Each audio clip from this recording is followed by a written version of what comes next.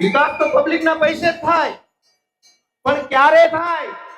જે શાળાની, જે દવાખાનાની, જે લાઇબ્રેરીની, જે સુવિધાની જરૂર 2011 માં હોય એ કોલેજ 2026 માં ન બને તો અમારે તમને 4 શબ્દો નહીં કહેવાના કે આ સુરત જે 1608 માં સમૃદ્ધ હતું એ સુરતને ભાજપની કાળી નજર લાગી ગઈ છે ને નજર ઉતારવા માટે હાવણો ફેરવવો પડે.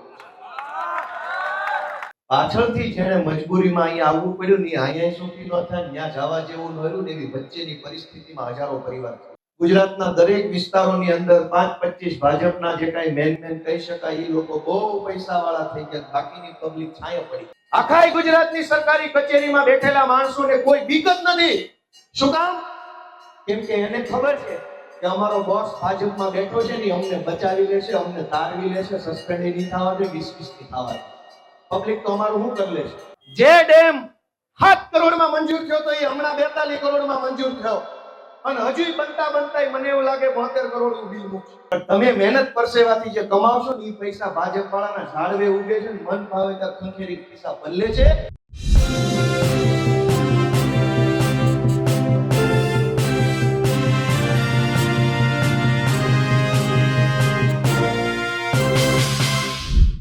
આમ આદમી પાર્ટીના વિસાવદરના ધારાસભ્ય ગોપાલ ઇટાલિયા અત્યારે સુરતના રસ્તાઓ ઉપર છે, સુરતના બજારોમાં છે, સુરતમાં સભાઓ ગજવી રહ્યા છે. તેઓ સુરતના હીરા બજારમાં હતા ને રત્ન કલાકારોની જે પીડા છે તેને લઈને તેઓ વારંવાર સવાલો પણ ઊભા કરી ચૂક્યા છે.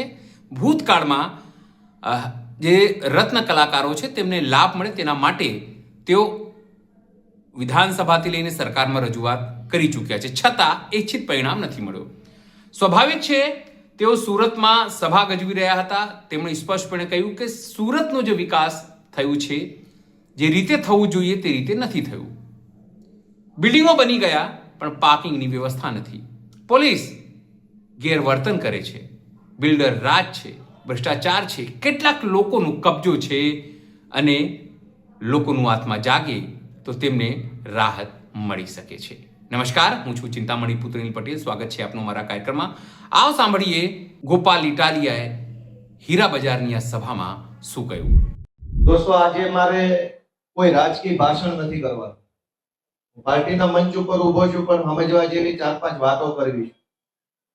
કેમ કે સમાજથી મોટું ડાયું માણસ કોઈ હોય નહીં. સમાજ બધું જાણે છે, બધાય બધું વિચારે છે, પણ મારે 2-4 વાતો મહત્વની ધ્યાને મૂકવી છે કે આ સુરત શહેર એનો ઇતિહાસ બહુ જૂનો છે.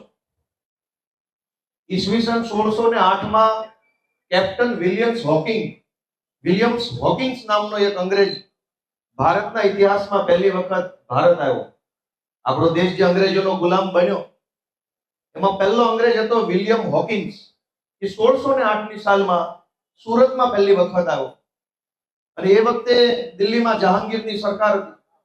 એટલે જહાંગીર રાજાને મળ્યો અને જે કાંઈ એને ચર્ચા કરી અને ત્યારથી અંગ્રેજોએ અહીંયા પહેલા એની ફેક્ટરી સ્થાપી. એટલે એ વખતે કહેતા કોઠી.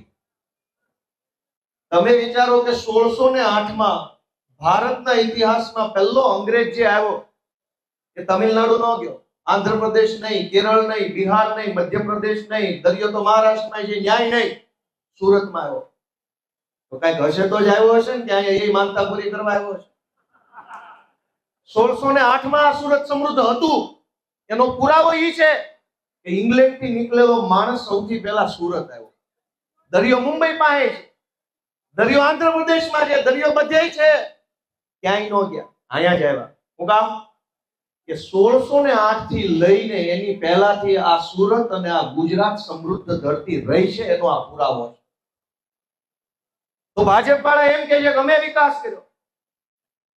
કાંઈ વાંધો નહીં, તમે કર્યો હશે, પણ મારે એમ કહેવું છે કે જે ગુજરાત સમૃદ્ધ હતું એની સમૃદ્ધિમાં, ગુજરાતની સમૃદ્ધિમાં વધારો થયો, ભાજપના નેતાઓની સમૃદ્ધિમાં વધારો થયો. મૂળ પ્રશ્ન એ છે, જો ગુજરાતની સમૃદ્ધિમાં વધારો થયો હોત તો કરોડો લોકો આજે સૌરાષ્ટ્રના ગામડાઓમાંથી સુરત આવવા મજબૂર ન બન્યા હોત. પહેલું તો કામ ઈ થયું હોત. આજથી 30 વર્ષ પહેલા પ્રવાહ શરૂ થયો કે સૌરાષ્ટ્રમાંથી પહેલું ફેમિલી આવ્યું, બીજું આવ્યું, ત્રીજું આવ્યું, ચોથું આવ્યું, 50મું, 500મું, 35,000મું. હજારો લોકો અહીં સુરત આવવા મજબૂર બન્યા. શું કામ? કે કાઠિયાવાડમાં પાણી નહીં. અને પાણી નતું છતાંય કેટલાક વડીલો, કેટલાક આગેવાનો, કેટલાક પરિવારોએ કાંઈ વાંધો નહીં, જે ઓછું હતું પાણી છે એમાં જીવન ચલાવશું. બીજો મુદ્દો આવ્યો ગુંડાઓ, લફંગાઓ, માથાભારે માણસોનો આખાય કાઠિયાવાડમાં ત્રાસ. પાણી ન હોય તો 2 દિવસ મોડું પાણી આવે તો હાલે, પણ રોજ આવીને ગાળું દઈ જાય, કેમ જીવવું? પાણીનો ત્રાસ, ગુંડાઓનો ત્રાસ, બીજી સુવિધા નહીં. હજારો લોકોએ સ્થળાંતર કરીને સુરત આવ્યા. શરૂમાં આવ્યા એ તો આગળ વધ્યા, પૈસા વાળા થયા, મકાન વાળા થયા, ગાડીઓ વાળા થયા, બધું થયું. પાછળથી જેને મજબૂરીમાં અહીંયા આવવું પડ્યું ને અહીંયા સુખી ન થાય, ત્યાં જવા જેવું ન રહ્યું ને એવી વચ્ચેની પરિસ્થિતિમાં હજારો પરિવાર જીવે છે. અહીંયા રહી શકાય નહીં, ત્યાં જઈ શકાય નહીં એવા હજારો પરિવાર માત્ર વરાછા વિસ્તારમાં નહીં, ઉધનામાં, લિંબાયતમાં, ડિંડોલીમાં, બધા જ વિસ્તારોની અંદર એવા મધ્યમ વર્ગના માણસો રહે છે કે જે કેમ જીવે છે એની હાલત એ પોતે જાણે છે. તો સમૃદ્ધિ વધી હોય, વિકાસ વધ્યો હોય, તો કેમ આજે માણસો આટલી પરિસ્થિતિમાં જીવવા મજબૂર બન્યા છે? કેમ? કેમ કે આજે એ વાત આપણે સમજવી પડશે કે આવું કેમ થયું. વિકાસ થયો હોય તો બધાનો થવો જોઈએ. એક ઝાડ મોટું થઈ જાય અને 4 ઝાડ એની છાયા પડી જાય એવું ન થવું જોઈએ. ગુજરાતના દરેક વિસ્તારોની અંદર 5-25 ભાજપના જે કાંઈ મેન કહી શકાય એ લોકો બહુ પૈસા વાળા થઈ ગયા, બાકીની પબ્લિક છાયા પડી ગઈ, આગળ ન વધી શકાય. અને આવો વિકાસ એ કેવો વિકાસ? અને એટલે હું તમને અહીંયા કાંઈ રાજકારણની વાત નથી કરી. હમણાં 2 દિવસ પહેલા અમે એમ કીધું કે ભાઈ અમારી આમ આદમી પાર્ટીની કોર્પોરેશનમાં સરકાર બનશે તો જનતાના ટેક્સના પૈસાથી અમે આવડું કામ કરીશું. તો ભાજપના ધારાસભ્ય કુમારભાઈ અમારો વિરોધ કર્યો અને એણે એમ કીધું કે સરકાર તો કોઈ પણ પાર્ટીની હોય, જનતાના પૈસે જ કામ કરે, તમે આવશો તમારા બાપના પૈસે કામ કરશો. આવો વિડીયો બનાવ્યો. મારે એમને કહેવું છે કે તો વડીલ છે, આપણે કાંઈ કોઈ એની કઈ ઘસાતી વાત નથી કરવી, પણ તમારા બધાના માધ્યમથી મારે એક વાત મૂકવી છે કે સરકાર કોઈ પણ પાર્ટીની આવે એ પબ્લિકના પૈસે જ કામ કરે, પણ જે કામ જે સમયે થવું જોઈએ એ સમયે થાય ને તો એને કર્યું કહેવાય. 25 વર્ષ લેટ કરો એને કર્યું ન કહેવાય. અને એનો હું દાખલો આપું કે સરકારના જનતાના ટેક્સના પૈસે જ કામ થાય, પણ એ ક્યારે થવું જોઈએ? હવે સુરતમાં અત્યારે મેટ્રો બને છે. હું લિસ્ટ જોતો હતો મેટ્રોની વેબસાઇટ ઉપર. પશ્ચિમ બંગાળના કલકત્તામાં 1984માં મેટ્રો ટ્રેન ચાલુ થઈ ગયેલી, હાલતી થઈ ગઈ. દિલ્હીમાં 2002માં મેટ્રો ટ્રેન ચાલતી થઈ ગઈ, લોકો ટિકિટ લઈને મુસાફરી કરતા થઈ ગયા. બેંગ્લોરમાં 2011માં મેટ્રો ટ્રેન ચાલુ થઈ ગઈ. જયપુરમાં 2015માં ચાલુ થઈ ગઈ. લખનૌમાં 2017માં મેટ્રો ચાલુ થઈ ગઈ. અહીંયા હજુ પાયા ગાળે છે ને એ વિકાસ કરાવે. તમે છોકરો નાનો થાય ત્યારે જબલું લઈને જાવ તો હારા લાગે, છોકરો પવન એવો થાય ત્યારે જબલા લઈને જાવ તો કોઈ મારવા લે. કોઈ વિકાસ તો પબ્લિકના પૈસે જ થાય, પણ ક્યારે થાય? જે શાળાની, જે દવાખાનાની, જે લાઇબ્રેરીની, જે સુવિધાની જરૂર 2011માં હોય એ કોલેજ 2026માં ન બને તો અમારે તમને 4 શબ્દો નહીં કહેવાના. આજ આખાય વરાછા વિસ્તારમાંથી આપણા છોકરાઓએ ભણવા જવું પડે છે દૂર સુધી. કોઈ આમ વડોદરા સાઈડ દૂર ભણવા જાય છે, કોઈ ત્યાં અઠવા લાઇન્સ તરફ ભણવા જાય છે. 30 વર્ષ થઈ ગયા ભાજપની સરકારને. એ કઈ ઘર આંગણે કોલેજ ખોલી દીધી હોત તો હજારો દીકરીઓના મા બાપને શાંતિ ન થાત કે અમારી છોકરી અહીં વરાછામાં જ ભણે છે, દોડી 2 વ્હીલ લઈને જોઈ આવું કે દીકરી સલામત તો છે. આ દરેકની દીકરીઓ આગળ ભણવા જાય છે. દરેક મા બાપને ઉજાગરો થાય, ચિંતા થાય કે શું થયું હશે, શું નહીં થયું હોય, ક્લાસરૂમમાં શું થયું હશે, દીકરી ભણવા ગઈ છે, જ્યાંથી કોઈને ભોળવી હશે, નહીં ભોળવી હોય. 30 વર્ષ થઈ ગયા, એક વરાછામાં કોલેજ નથી બનાવી શક્યા, છતાં એમ કે છે તમે વિકાસ કરશું. કોનો? દોસ્તો, હું તમને વિનંતી કરવા આવ્યો છું. આમાં રાજકારણની કઈ વાત નથી. તમે બધાય વિચારો કે તમારા છોકરા તમારા ઘર આંગણે ભણે, એમાં ખોટું શું છે? એમાં ખોટું શું છે? 2 કિલોમીટરના 4 કિલોમીટરના ગેપ ઉપર કોલેજ હોય અને ત્યાં ભણે. હાલતા ચાલતા આપણા ગઢા મા બાપોએ આંટો મારીને કેમ્પસમાં જઈને જોઈ આવે એવી વ્યવસ્થા થાય તો ખોટું શું છે? અમે એ વાત કરવા આવ્યા રાજનીતિમાં કે તમારા ટેક્સના પૈસાથી તમારા બાળકોને અને તમને સારી સુવિધા મળે એવી સરકાર અમે ચલાવશું. એમાં અમારી સામે ગાળાગાળી કરે, તારા બાપના પૈસા, નાના ભાઈ કોઈના બાપના પૈસા ન હોય, જનતાના જ પૈસા હોય બધા, પણ ટાણે વ્યવસ્થિત કામમાં વાપરો તો હારા લાગો. મિત્રો, મારે એક વિનંતી એ કરવાની કે આ આખી ભાજપની સરકારમાં મનોજભાઈ ઘણી સમસ્યા જણાવી કે આ રોડનું આમ છે, પાર્કિંગનું આમ છે, ઓલું આમ છે, ઓલું આમ છે, ઓલું આમ છે. અમે ન બોલીએ તો પબ્લિક જાણે છે કે કેટલી સમસ્યા છે. પણ મારે એક વસ્તુનું ધ્યાન દોરવું છે કે સૌથી મોટી સમસ્યા શું છે ગુજરાત આખામાં, સુરતમાં, બધે, કે કોઈને કોઈ કહેનારું માણસ જ નથી, કોઈ રોકવા ટોકવા વાળો જ નથી. તમે મ્યુનિસિપલ કોર્પોરેશનમાં કે જીએસટી વિભાગમાં કે આરટીઓમાં કે મામલતદારમાં કે પ્રાંતમાં કે એસપી ઓફિસે, પોલીસ સ્ટેશનમાં જાઓ તો એ બધી ઓફિસમાં બેઠેલા સરકારી માણસોને કોઈ જાતની પબ્લિકની બીક જ લાગતી નથી. તાર થાય કરી લે જેવો જવાબ આપે. આખા ગુજરાતની સરકારી કચેરીમાં બેઠેલા માણસોને કોઈ બીક જ નથી. શું કામ? કેમ કે એને ખબર છે કે અમારો બોસ ભાજપમાં બેઠો છે ને, અમને બચાવી લેશે, અમને તારવી લેશે, સસ્પેન્ડ નહીં થવા દે, ડિસમિસ નહીં થવા દે. પબ્લિક તો અમારું શું કરી લેશે? તો ભાજપના નેતાઓ બધા સરકારી માણસોને પ્રોટેક્શન આપે તો ભાજપના નેતાને તો બીક લાગવી જોઈએ. બીક તો એને લાગતી નથી. કેમ?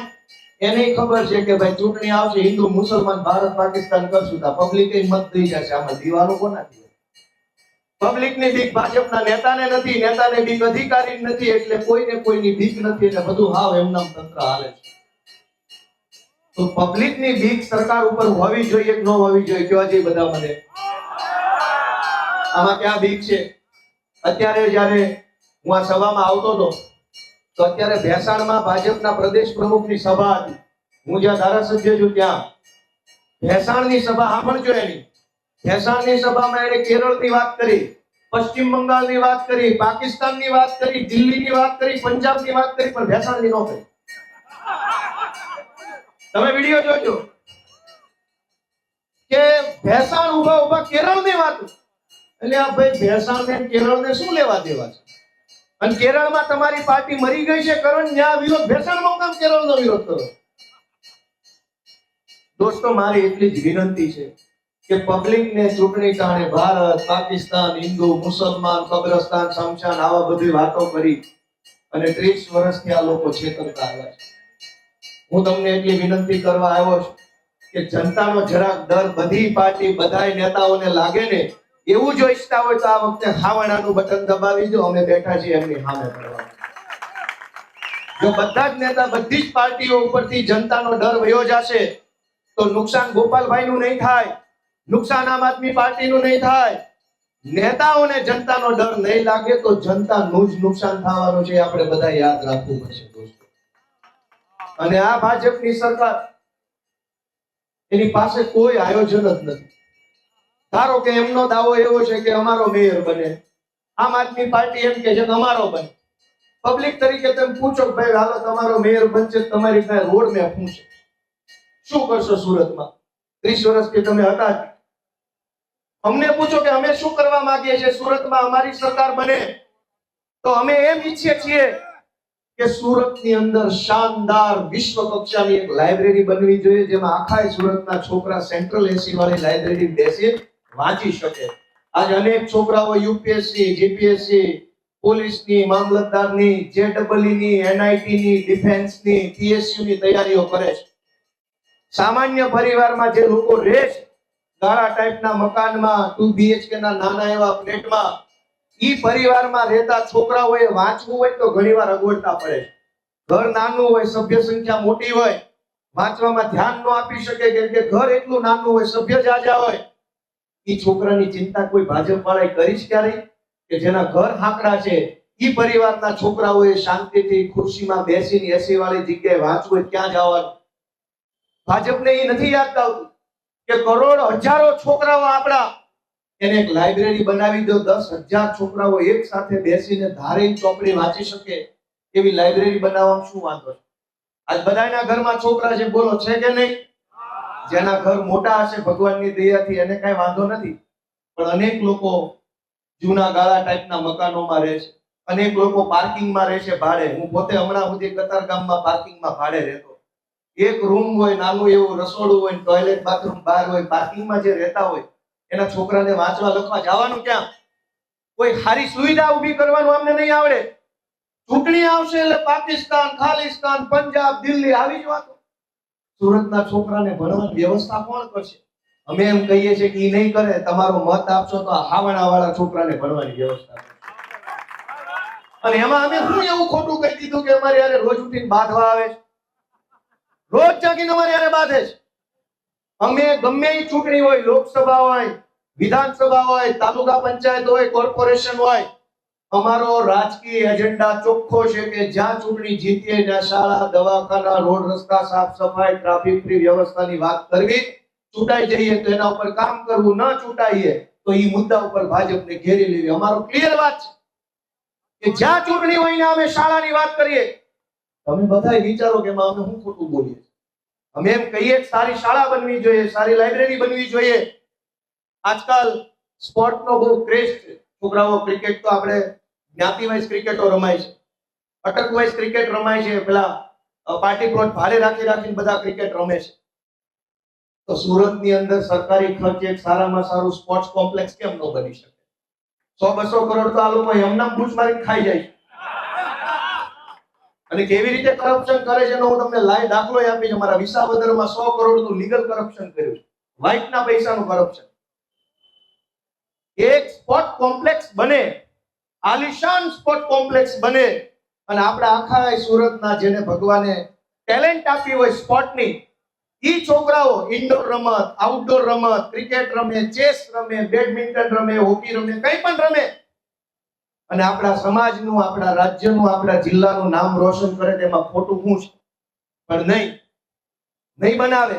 કરોડો રૂપિયાના બજેટ રોડ ખોદવામાં, પાછો બનાવવામાં, ખોદવામાં, પાછો બનાવવામાં વાપરી નાખે. કરોડો રૂપિયા વેડફી નાખે છે. કોના છે?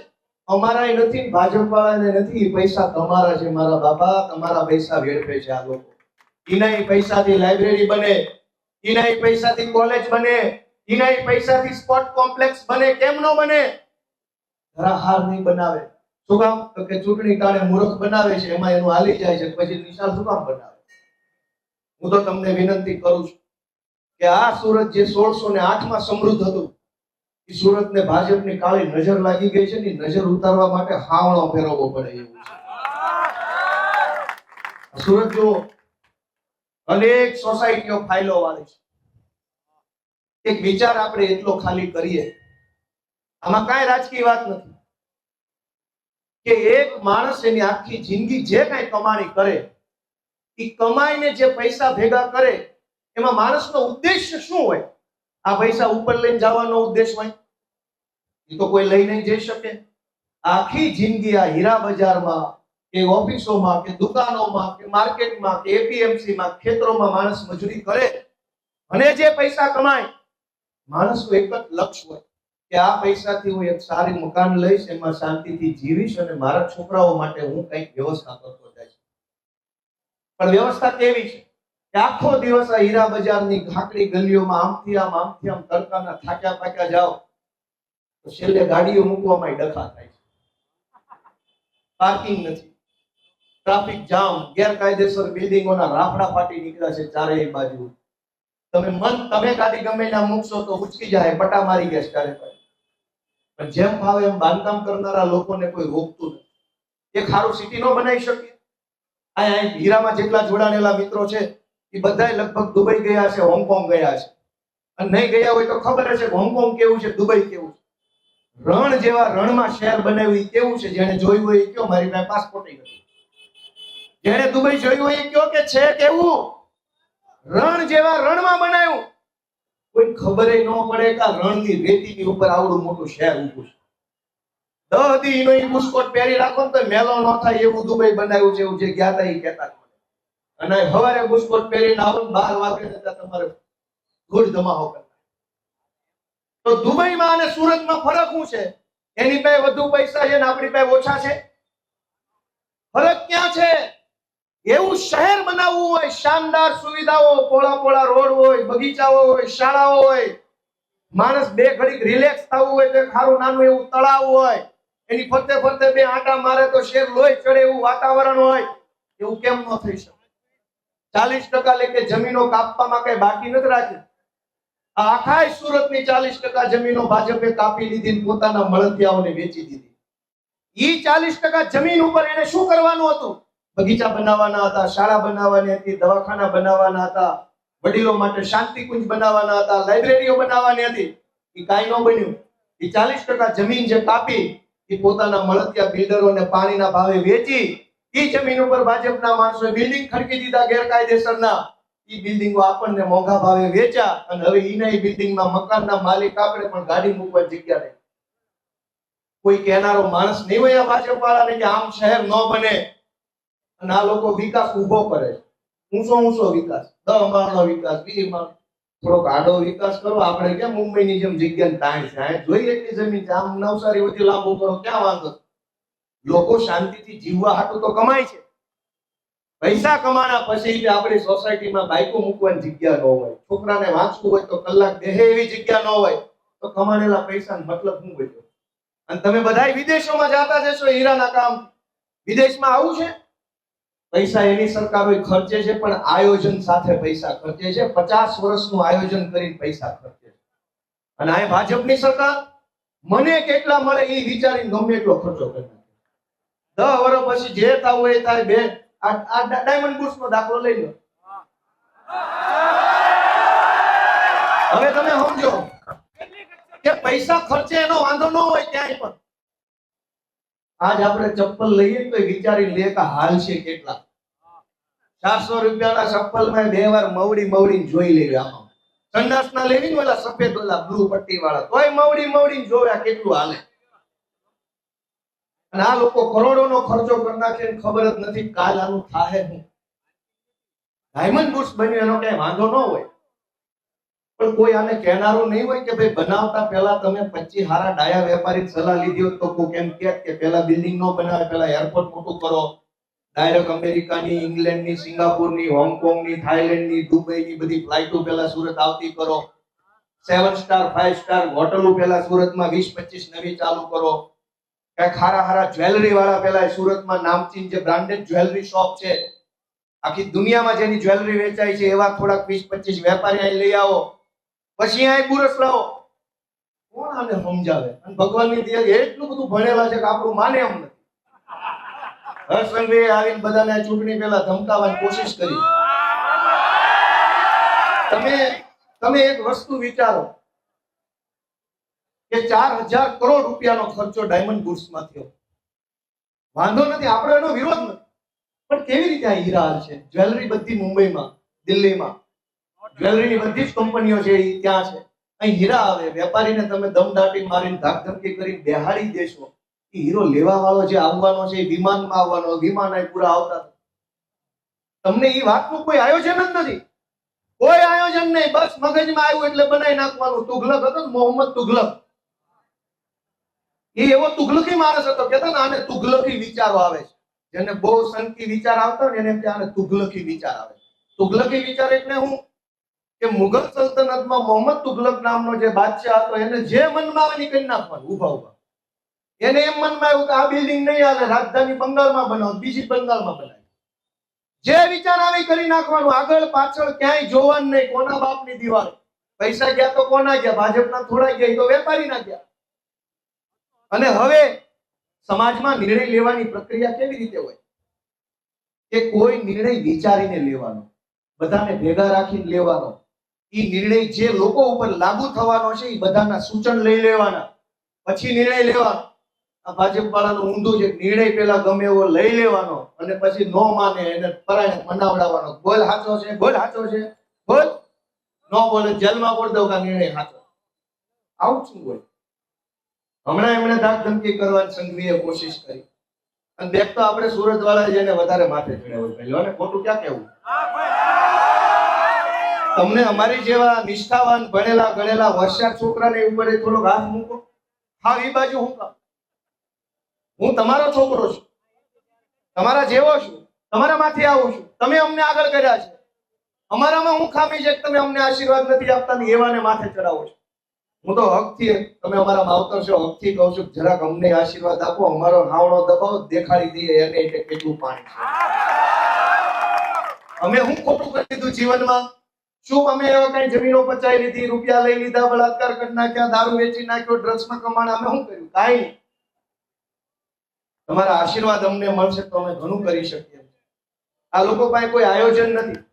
આપણા પૈસા વેડફવા સિવાય એમની પાસે કોઈ આયોજન નથી. દરેક પ્રોજેક્ટો મોટા મોટા ચાલુ કરી દેવાના અને પછી એની અંદર સમય બગડે, પૈસા બગડે, ટાઈમ બગડે, લોકોની કોઈ ચિંતા એમને થતી નથી. અને સૌથી મોટી વાત કે આપણે કોઈ પણ કામ કરીએ, મને યાદ છે હું હીરામાં હતો કે આયોજન સાથે હીરો બને. રફ આવે એટલે રફને પહેલા તો કલર શેડિંગ પ્રમાણે એસોર્ટ થાય. આમાં કાળા કેટલા, પીળા કેટલા, ગોગડા કેટલા, બ્રાઇટનેસ વાળા કેટલા, VVS ને જે આવતું હોય એ પહેલું આયોજન. પછી નોખી નોખી રફ તૈયાર કર્યા પછી એનો એસોર્ટ થાય. એસોર્ટમાં ઓલો એસોર્ટ કરનારો માણસ સાઈન મારે કે આમાં કસર આ બાજુ છે, નાસ આ બાજુ છે, જીરમ આ બાજુ છે, આમાં આડો લીટો મારે અહીંથી કાપવાનો. ઈ આયોજન સાથે પછી લેસર સ્વિંગમાં જાય, એ રીતે કાપે, પાછો જોવે બરાબર છે કે નહીં. આ આખા આયોજનમાં આપણે શું ધ્યાન રાખીએ છીએ? બે વસ્તુની કાળજી લેતા હતા. હવે તો જો કે મશીન આવી ગયા છે, મશીનની કાળજી લે છે. પણ આપણે આ આખા હીરાના આયોજનમાં બે વસ્તુનું ધ્યાન રાખીએ કે વધુ ને વધુ મોટી સાઈઝનો ને વધુ પ્યોરિટીનો હીરો બેહવો જોઈએ અને વજન વધુ આવવો જોઈએ. આ બે વસ્તુની કાળજી આપણે એક એક હીરામાં, જો અવળું ઝીણામાં ઝીણો નરી આંખે દેખાય નહીં એવા હીરામાં આપણે કેટલી કાળજી લઈને આયોજન કરીએ છીએ. આ લોકો આખું શહેર ચલાવવા બેઠા છે અને 5 પૈસાનો વેતો નથી ને 1 પૈસાનું આયોજન નથી. બની ગયા બધા નેતાઓ. કાંઈક આયોજન તો જોશે ને કે રોડ ક્યાંથી નીકળશે, ગટર ક્યાંથી નીકળશે, બ્રિજ ક્યાંથી નીકળશે, ગાડીઓ ક્યાંથી નીકળશે, આગ લાગશે તો બંબો ક્યાંથી જશે, કોઈને કઈ ખબર જ નથી. ભારત માતા કી જય, ભારત માતા કી જય બોલ્યા. કોઈને ખબર નથી હું ક્યાંથી નીકળશે. તમે વિચારો કે આમાં આયોજન ક્યાં? અને ઈના પોતાના ડિપાર્ટમેન્ટ, રોડ ડિપાર્ટમેન્ટ એનું ગટર ડિપાર્ટમેન્ટ એનું, સ્ટોર્મ લાઈન નાખવાનું ડિપાર્ટમેન્ટ એનું, વીજળી વિભાગ એનો, ઝાડવા વિભાગ એનો. અંદરો અંદર કોઈને કઈ ખબર ન હોય. રોડ વાળો રોડ બનાવીને જાય તો 3 દિવસ ગટર વાળો આવે કે અમારી ગટર બાકી રહી ગઈ, ખોદો. હવે ગટર વાળો ગટર નાખે તો ટેલિફોન વાળો આવે મારા દોવડા રહી ગયા. બધું એનું છે. તો અંદરો અંદર બેહીને કઈક આયોજન કરીને નાખતા હોય તો આપણા પૈસાનું પાણી ન થાય.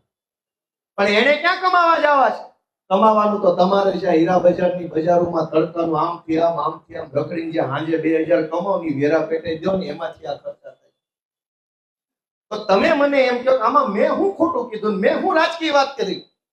હું એમ કહું છું તમે જે પૈસા કમાણા એમાંથી જે ટેક્સ ભર્યો ઈ ટેક્સ ને પાઈ નું કઈ કરકસર કરેલો ઉપયોગ થાય, ભ્રષ્ટાચાર ના થાય, ખોટી રીતે ન વપરાય, એની કાળજી તમારા મતથી જો અમારી સરકાર બને તો લેશે. એમાં ખોટું શું છે? હું તમને વિસાવદરનો દાખલો આપું કે કેટલા પૈસા ખાઈ જાય છે એની કોઈ સીમા નહીં. વ્હાઇટમાં ભ્રષ્ટાચાર, બ્લેકમાં નહીં. વિસાવદરમાં કાનાવડલા ગામમાં ફુલજર નદી ઉપર એક ડેમ મંજૂર થયો, મોટો પાણીનો, નાની સિંચાઈ યોજના ડેમ. જે તે સમયે 7.5 કરોડમાં મંજૂર થયો. 7.5 કરોડમાં ડેમ બની જાય, જમીન સંપાદન થઈ જાય, વરસાદનું પાણી ભરાઈ જાય, મંત્રી આવીને ફૂલડા નાખી જાય, ત્યાં સુધીનો ખર્ચો મંજૂર થઈ ગયો. ઈ ડેમ કોન્ટ્રાક્ટરોએ અને અધિકારીઓએ ન બનવા દીધો, ટલ્લે ચડાયો. 10 વર્ષ ટલ્લે ચડાયો. હમણાં હું વિધાનસભાના સત્રમાં મેં રજૂઆત કરી કે ઓલો ડેમ મંજૂર થયો એ તો બનાવો. તો સરકારે નવેસરથી ફાઇલ મૂકી, નવેસરથી મંજૂરી આવી કે એ તો જૂનો ભાવ હતો, નવો ભાવ આવ્યો 42 કરોડ.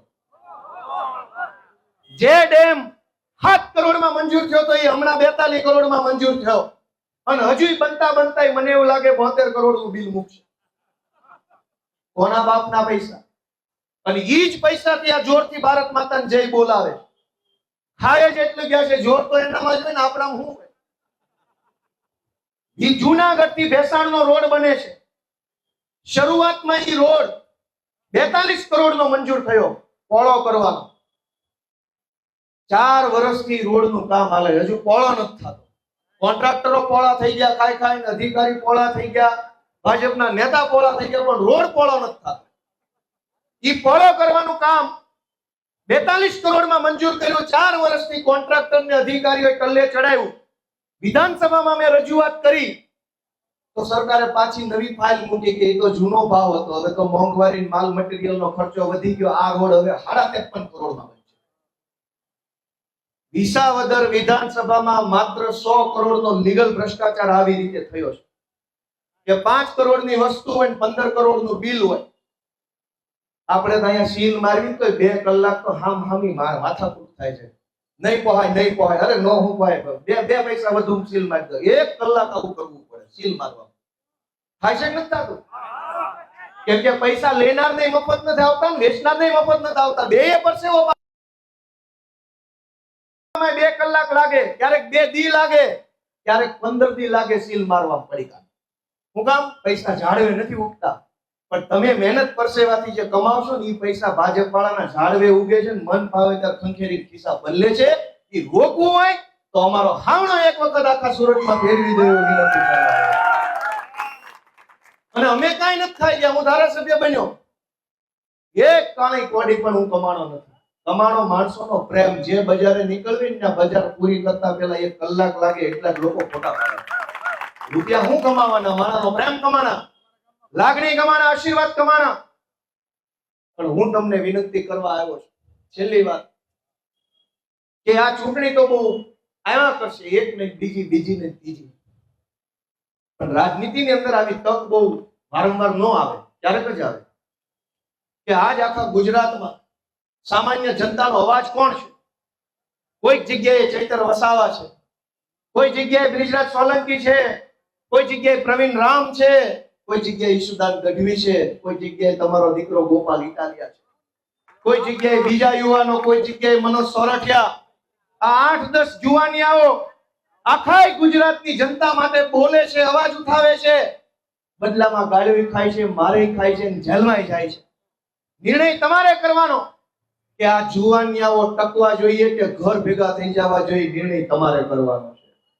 તમે એમ ઈચ્છતા હોવ કે આ ગુજરાતની જનતા માટે બોલનારા, લડનારા યુવાનો ટકવા જોઈએ તો હાવણો મારી દો. સુરત મહાનગરપાલિકાની ચૂંટણીમાં ગપ દબાવીને વ્યવસ્થિત રમતા રહે.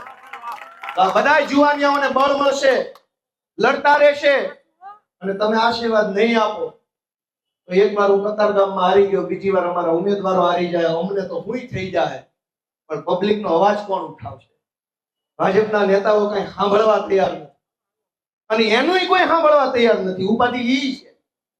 હું જયારે કહું માઇકમાં કે આ ભાજપના નેતાઓ આપણું નથી સાંભળતા, 2-3 મને વિધાનસભામાં મળ્યા, ઈ કે તું માઇકમાં સોંટ્યો છે, અમારું ક્યાં કોઈ સાંભળે?